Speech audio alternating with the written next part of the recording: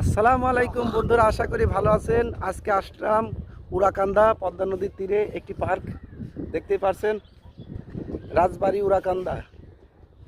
আমরা একটু ঘুরতে আসলাম। ওই যে সালমান ভাই দেখেন পল্টনের উপরে উঠে গেছে। জসিম ভাই কিছু বলেন।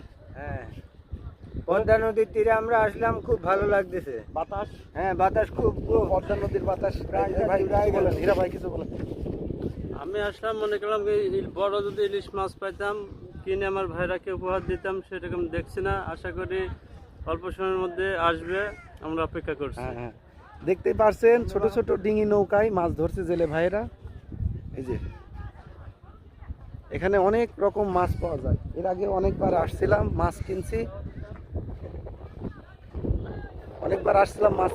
ক্যামেরাটা না নিয়ে যে ভুল করে।